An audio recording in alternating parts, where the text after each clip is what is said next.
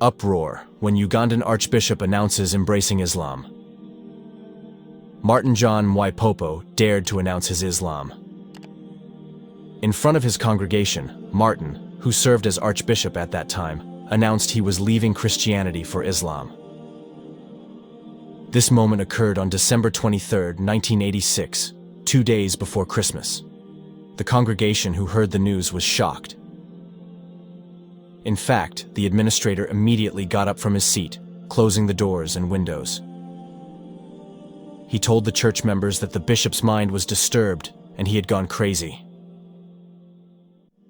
How could it not be? Just a few minutes earlier, Mwaipopo took out his musical instrument and sang a very moving song for the church members. However, in the bishop's heart, there was a decision he wanted to make that would make the entire church uproar. The entertainment was in fact just a farewell party. The congregation's reaction was equally surprising. They even called the police to take the bishop, who was called crazy, away. Mwaipopo was held in a cell until midnight when Sheikh Ahmed Sheikh, his convert to Islam, came to his rescue. That incident was just the beginning of a mild shock for him. Al-Kalam reporter Simfiwe Sasanti spoke to the Tanzanian-born former Lutheran archbishop. After converting to Islam, Mwaipopo became known as Al-Hajj Abu Bakr John Mwaipopo. The writer felt his curiosity was sparked after being told by his brother from Zimbabwe, Sufyan Sabelo, after he listened to Mwaipopo's lecture at the Waibank Islamic Center, Durban. Sufyan is the one who tells the story of Mwaipopo, who not only obtained a BA and master's degree, but also a doctorate in divinity, but then converted to Islam. Mwaipopo earned a diploma in church administration in England and final degrees in Berlin, Germany.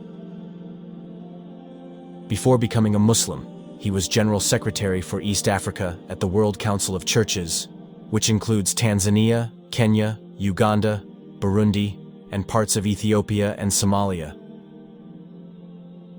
On the Church Council, he mingled with the chairman of the South African Human Rights Commission, Barney Pityana, and the chairman of the Truth and Reconciliation Commission, Bishop Desmond Tutu.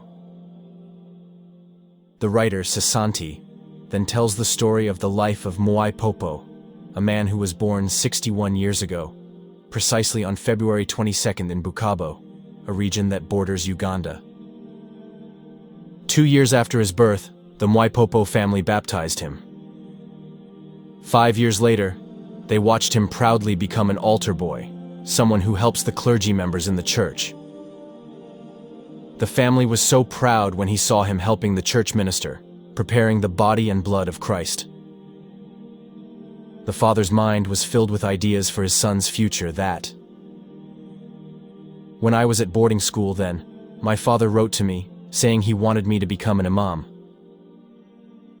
In every letter, he wrote this, recalled Mwaipopo, in an article on the Islam web page, reported on Tuesday, 4/8. However, Mwaipopo alias Abu Bakr has his own ideas about his life. He joins the police force. But at the age of 25, Mwaipopo gave in to his father's wishes. Unlike in Europe, where children can do as they please after the age of 21, in Africa, children are taught to respect their parents' will above their own. My son, before I close my eyes, die. I would be happy if you could become a priest, his father said to Mwaipopo.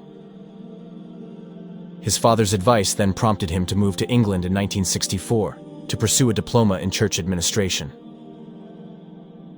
A year later, he went to Germany to do his BA.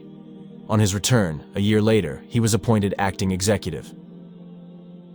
Until then, he earned a master's degree. While taking his doctorate, Mwaipopo began to question various things.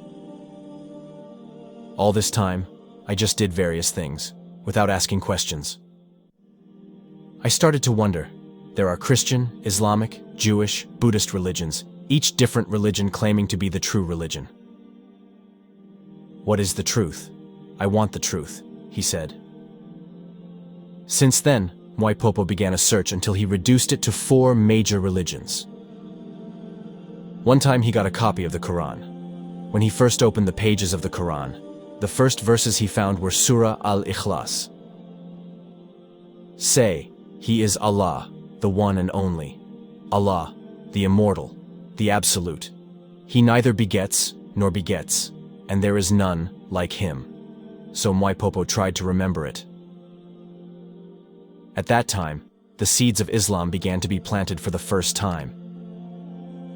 At that time, he discovered that the Quran was the only holy book that had been lost by humans since the revelation was revealed.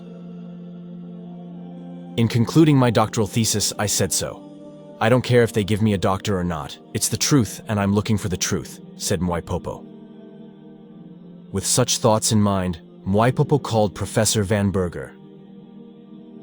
At that time, he closed the door and looked into the professor's eyes. Mwaipopo then asked, "Which of all the religions in the world is true?" The professor answered, "Islam." Mwaipopo then asked, "Then why are you not a Muslim?" The professor replied, "First, I hate Arabs, and second, do you see all the luxuries I have? Do you think I would give them all up for Islam?" When I thought about the answer, I thought about my own situation too, Mwaipopo recalled. At that time, what came to his imagination was his mission and his assets, such as his car. He thought he could not embrace Islam, and for a year he forgot about it. But then, dreams haunted him. Verses from the Quran kept appearing. People dressed in white kept coming, especially on Fridays, until he couldn't take it anymore. Until finally, on December 22nd, 1986, he officially converted to Islam. These dreams guided him to convert to Islam. Mwaipopo believes that dreams are not superstition. No, I don't believe that all dreams are bad. There are those that guide you in the right direction and those that don't, and these dreams in particular guided me in the right direction to Islam, he said. Because of his decision to convert to Islam, the church confiscated his house and car.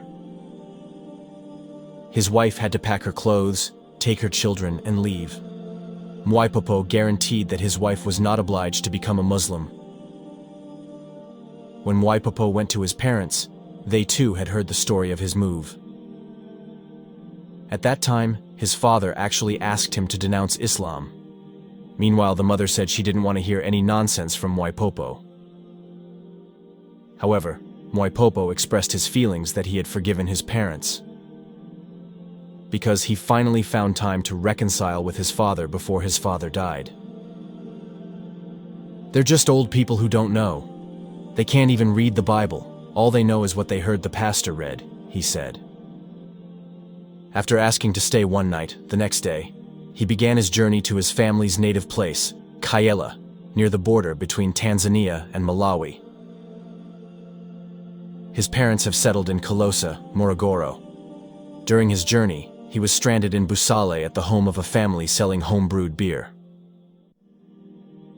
It was there that he met his future wife, a Catholic nun, Sister Gertrude Kibweya, now known as Sister Zainab. With that nun, Mwaipopo went to Kyela. There, he met the old man who had given him shelter the night before.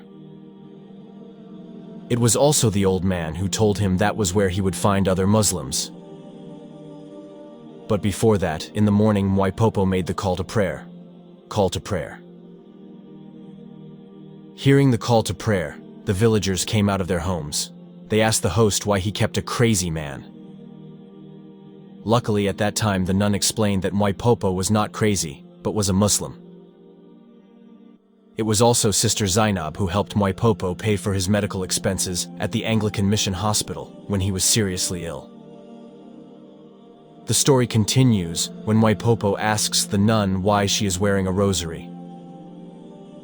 At that time, Sister Zainab answered that it was because Christ was hanging there.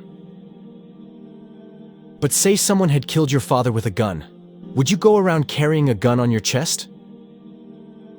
The nun thought, her mind challenging her old beliefs.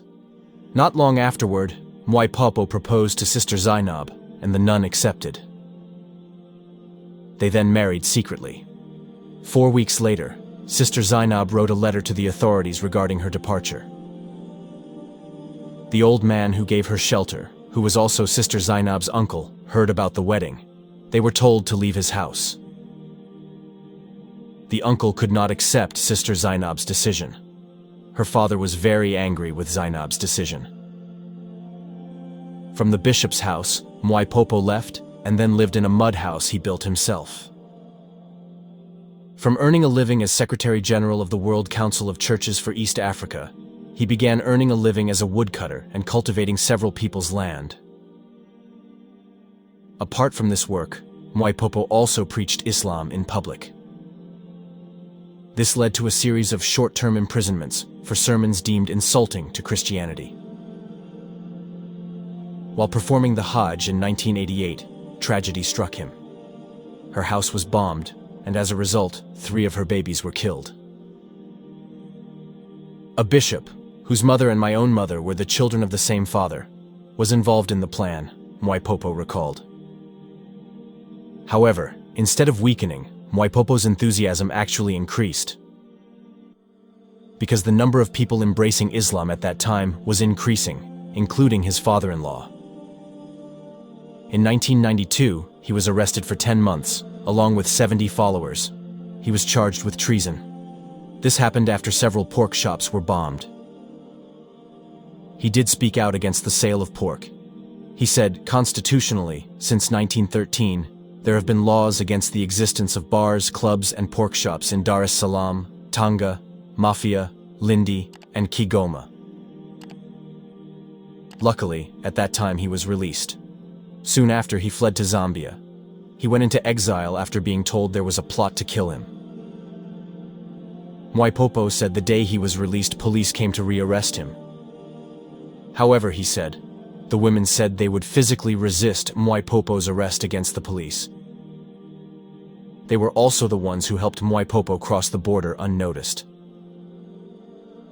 At that time, Mwaipopo was dressed in women's clothing. Therefore, he said that was one of the reasons that made him admire women. Women must be given a high place. They must be given a good education in Islam. Otherwise, how can he understand why a man marries more than one wife? It was my wife Zainab who proposed that I marry my second wife, Shayla, her friend, when he had to go to study Islam abroad, Mwaipopo said. Mwaipopo, or Haji Abubakar, also gave a message to Muslims. He said there was a war against Islam, which was flooding the world with literature. Currently, he said, Muslims are made to feel ashamed to be considered fundamentalists. Muslims must stop their individualistic tendencies. They must be together, united. You must defend your neighbors if you want to survive, he said. In his message, he also called on Muslims to be brave. He then quoted Ahmed Deedat from the International Islamic Dawah Center. That person is not educated, but look at the way he spreads Islam, he added.